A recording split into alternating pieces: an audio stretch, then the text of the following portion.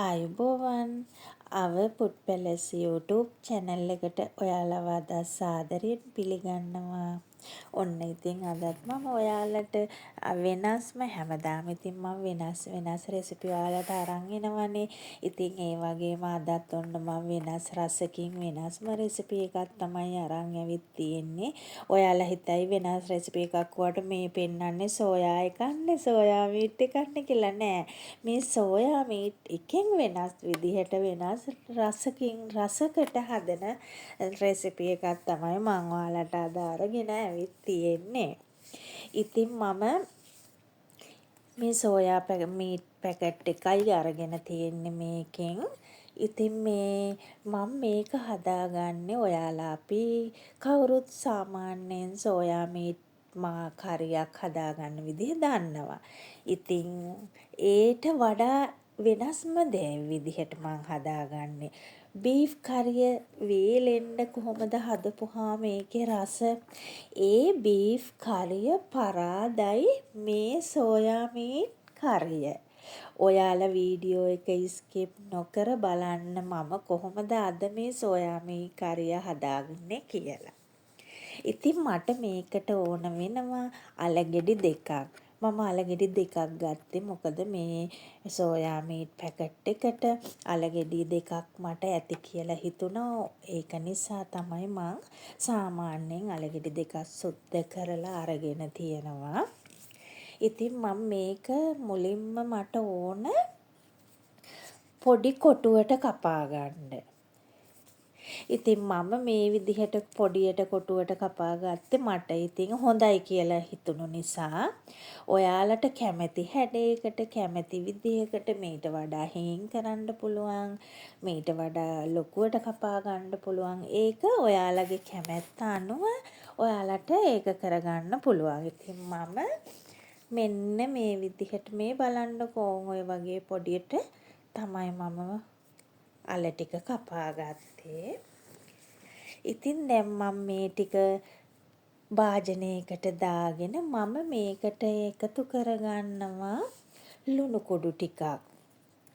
එතකොට ඒත් එක්කම මම එකතු කරගන්නවා කහ කුඩු ටිකක්. ඒ ටික එකතු කරගෙන හොඳට කලවම් කරගන්නවා අර කහ පාට ලුණු රස එහෙම අලයකට අල්ල ගන්න ඕන නිසා ඊට පස්සේ ටික වෙලාවකින් මේක පෙරලා වතුර එකතු වෙනවනේ ලුණු නිසා මේකේ වතුර උනනවා. එතකොට ඉතින් ඒක පෙරලා අරගන්න ඕන මොකද මම මේක බැද ගන්න නිසා. ඉතින් මේ සෝයා මීට් මාළුවට මට ඕන වෙනවා පොල් කිරි ටිකක් මම ලෑස්ති කරගෙන තියෙනවා. මේ මිටි කිරි තියෙන්නේ දිය කිරි එහෙම නෙමේ. එතකොට උම්බලකඩ ඕන ඒත් එක්කම රතු ලූණු මම අද ගන්න මේකට රතු ලූණු දාපුවම හරිම රසයි අර බී ලූණු එකට වඩා. ඉතින් සුදු ලූණුත් බික් 4ක් විතර මම ලියාගෙන තියෙනවා. අමු මිරිස් කරපිංචා ටික අරගෙන තියෙනවා. ඒත් එක්කම මම ගම්මිරිස් ඇට 6-7ක් විතර තලාගෙන කුඩු කරගත්තා. කුරුඳු පොතු කෑල්ලක් අරගත්තා. එනසාල් කරල් දෙකකුයි කරාබු නැටි දෙකකුයි මෙතන තියෙනවා. ඉතින් මුලින්ම මම කරන්නේ සෝයා මීට් එක අපි කවුරුත් කරිය හදනකොට අපි කොහොමත් මුලින්ම තම්බ ගන්න ඕන උණු වතුරින්. ඉතින් ඒ විදිහටම තමා මම මේක පැහැෙනට වතුර ලිපේ තියලා පැහැෙන වතුරට තමා මේක දාගෙන තම්බ ගන්න. හැබැයි මම මේක ගොඩාක් බෙරි වෙන්න තම්බ ගන්න නැහැ. මේ බෙරි නොවන අමුත් නැතුව බෙරි වෙන්නෙත් නැතුව සාමාන්‍යයෙන් අතට තේරෙනවානේ ඔයාලට පොඩි හයියට ඒ වගේ ගානට පෙරලා ගත්තාම හරි. ඉතින් මම මේ පෙරලා අරගත්තා. මේක හොඳට මිරික ගන්න ඕන හැබැයි. මේ දැන් මම මිරිකගෙන තියෙන්නේ ඒත් චුට්ටක් විතර වතුර ගතිය තියෙනවා. ඉතින් ඒකත් හොඳට මිරික ගන්න ඕන. රොඩ්ඩ වෙනකල් මිරිකන්න. ඊට පස්සේ ඉතින් ඒක මිරිකගෙන පැත්තකින් තියාගෙන මම පෑන් එකට තෙල් ටිකක් ලිපේ තියගලා තෙල් එක රත් වෙනකොට අර සෝයා මීට් ටික දාලා සෝයා මීට් එක බෙද ගන්න තමයි දැන් තියෙන්නේ. හැබැයි සෝයා මීට් එක බදිනකොට ඔයාලා ගොඩාක් ගින්දර දාලා එකපාරට ඒක කළු වෙන්න බලනවා. එහෙම බැදගෙන බෑ. මේක අඩු තෙල් එක රත් වෙන්න ඔයාලා කොහොමත් ඉතින් දාලා තියාගන්නවනේ. ඒක කමක් නැහැ. තෙල් එක රත් වුණාට පස්සේ ගින්දර ටිකක් අඩු ගින්දරෙන් තමා මේක බැද ගන්න ඕන. ඉතින් මෙන්න මෙහෙම හිමීට බදිනකොට රන්වන් පාට වෙලා ලස්සනට පාටට එනවා. ඉතින් ඔයාලගේ අතට තේරෙනවා සෝයා මීට් එක බැදිලා තියෙනවා, ක්‍රිස්පි ගතිය අතට තේරෙනවා. ඉතින් ඒ වෙලාවට ඔයාලට පුළුවන් හිමිහිට මේක තෙල් බේරලා භාජනයෙන් ලිපෙන් ගද්දිත් තෙල් ටික බේරලා ගන්න පුළුවන්.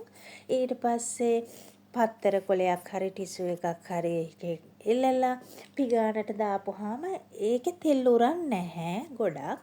ඒ චූට්ටක් හරි ඉරුවත් ඒක අර පත්තර කොලේට හරි ටිෂු එකට හරි උරලා ගන්නවා. ඉතින් ඒක පැත්තකින් තියාගෙන දැන් මම අල ටිකක් බැද ගන්නවා. ඔයාලා දන්නවනේ අලත් බදින කොහොමද කියලා. අල ටිකත් හොඳට බැද ගන්නවා. අපි ඔය අල බැදලා කනවනේ. ඉතින් ඒ ප්‍රමාණයටම මේකත් බැද ගන්නවා. ඉතින් ඊට පස්සේ මේකේ ඉතින් ඔක්කොම බැදලා තමා අරගෙන තියෙන්නේ. ඉතින් ඒ තෙල් කන්න හොඳ නැහැ. නමුත් ගොඩාක් තෙල් කැවෙන්නේ නැහැ. ගොඩක් මේකට තෙල් උරලා ගන්නෙ නැහැ. ඉතින් නිතර දෙවේලේ නම් මේ විදිහට හදන්න එපා. ඉතින් තෙල්නේ කලාතුරකින් ඔයාලට හදන්න පුළුවන් විශේෂ දවසකට ඒ වගේ හරිම වටිනවා. අනිත් එක මේක කල් තියාගන්න පුළුවන්, නරක් වෙන්නේ නැහැ. මේන් බලන්නකො සෝයා එක දැන් මේ බැදගෙන ඉවර වුණාට පස්සේ ලස්සනට පාටට හොඳට ක්‍රිස්පියට බැදිලා තියෙනවා. ඉතින් ඒ වගේම තමා අල ටිකත් ඔය හොඳට බැදිලා තියෙනවා. ඉතින් දැන් අපි හදන්නේ කොහොමද මේක මාළුව හදාගන්න විදිහයි. ඉතින් මම භාජනයක් ලිපේ තියාගෙන මම මේකට කොකනට් ඔයිල් තෙල් එකෙන් තමයි ගත්තේ. ගොඩාක් දාගන්න එපා. ඔයාලා අර ලූණු ටික මේ සුදු ලූණු ටික කර ගන්න ඕන නිසා පොඩ්ඩක් දාපුවාම ඇති. ඊට වඩා ඔයාලා එකතු කරගන්න එපා තෙල්. මොකද තෙල් වැඩිනේ එතකොට මේකත් බැදලානේ ඒක නිසා. ඉතින් ඒ එකතු කරගෙන අර තලාගත්තු ගම්බිරිස් ටික, එතකොට කුරුඳු පොත්ත, ඒ ඔක්කොමත් මේකට එකතු කරගන්නවා. ඊට පස්සේ ටිකක් ඉතින් කලවම් කරලා තියලා හොඳට ඊට පස්සේ ඉතින් එකතු කරගන්න ඕන රස අනුව ලුණු අපි එකතු කරගන්න ඕන. ඔයාලා රස බලලා ලුණු එකතු කරගන්න. ඒත් එක්කම මම මේකට එකතු කරගන්නවා මේ සෝයා මීට් එකේ තිබුණා පොඩි 3-5 පැකට් එකක්. ඒ පැකට් එක අනිවාර්යෙන්ම එකතු කරගන්න ඕන. ඉතින් ඒකත් මම එකතු කරගන්නවා. ඒත් එක්කම මම මේකට එකතු කරගත්තා විනාගිරි තේ හැන්දක වගේ ප්‍රමාණයක් හොඳටම ඇති. ගොඩක් එකතු කරගන්න එපා. විනාගිරි තේ හැන්දක ප්‍රමාණයක් එකතු කරගෙන මම අර 3-5 පැකට් එකත් එකතු කරගත්තා. ඒ වගේම මම මේකට සීනි පොඩ්ඩකුත් එකතු කරගන්නවා. ඔයාලට කැමති නම් එකතු කරගන්න, නැත්නම් කමක් නැහැ. ඒකේ රස වැඩි ඇත්තටම සීනි පොඩ්ඩක් එකතු කරගත්තාම. සීනි තේ හැන්දක් එකතු කරගත්තාම හොඳටම ඇති. ඊට පස්සේ මම ආයි මේකට ටොමැටෝ කැචප් එකෙන් එකතු කරගන්නවා. ඉතින් ඒ එකතු කරගෙන රස බලලා හොඳට කලවම් කරගෙන ඉවර වුණාට පස්සේ මම අන්තිමට එකතු කරගන්නවා පොල් කිරි, මිටි කිරි ටික. හැබැයි ළමයි දිය කිරි නම් ගන්න එපා. දිය කිරි දාපුවාම රස අඩුයි ඇත්තටම. මිටි කිරි දාපුවාම හරිම රසයි මේක. ඉතින් කිරි උනත් අර ප්‍රමාණයට සෝයා මීට් අලවලට වඩා වැඩි ප්‍රමාණයකට එකතු කරගන්න එපා. එතකොට නිකන් වේලිලා එන්නේ නැහැ. එතකොට නිකන් ග්‍රේවි ගතියට හොද්ද වගේ වැඩි වෙන්න ඉඩ තියෙනවා. ඒක නිසා ගොඩක් කිරි එකතු කරගන්නත් එපා. ඔයාලට තේරෙනවනේ මේ ප්‍රමාණයට මේ කිරි ප්‍රමාණය ඇති කියලා. ඒ ගානට මේ බලන්නකො දැන් ඉතින් කිරි ටිකත් එකතු කරගෙන මම උම්බල කඩ ටිකත් එකතු කරගෙන ඕන් දැන් බැදගත්ත අල ටික එකතු කරගත්තා. ඉතින් ඒක එකතු කරගන්නකොට අර තෙත ගතිය ගානට වගේ. අර වැඩිත් නෑ අඩුත් නෑ. දැන් මේකට මේ පදමට සෝයා ටික එකතු කරගත්තාම හරිම පදම හරි. හොදි ගතියටත් නෑ ගොඩක් වේලිලා නෑ. එකින් එකට නිකන් සෝයා මීට් දැන් අපි උයපුවාම නිකන් එකට ගුලිය වගේ එනවනේ. එහෙම වෙන්නේ නෑ මේක. හරිම සුවඳයි ඇත්තටම ඒ වගේම මාරම රසයි ළමයි බත් එක්ක පාන් රොටි ඕන එකක් එක්ක කන්න පුළුවන්. ඇත්තටම මම ගොඩක්ම නිකම්මයි කෑවේ. ඒ තරමටම රසයි. ඉතින් ඔන්න අන්තිමට මම සෝයා මීට් ටිකත් එකතු කරගෙන හොඳට කලවම් කරගන්නවා. දැන් ඉතින් මේ වෙලාවේ අපිට ගින්දර රස්නේ අවශ්‍ය නැහැ. මම සම්පූර්ණ ලිප ඕෆ් කරගෙන තියෙන්නේ. දැන් ඉතින් කලවම් කරලා හොඳට අර 3-5 සේරම අර සෝයා එකට අල්ල ගන්න විදිහට කලවම් කරලා ඉතින්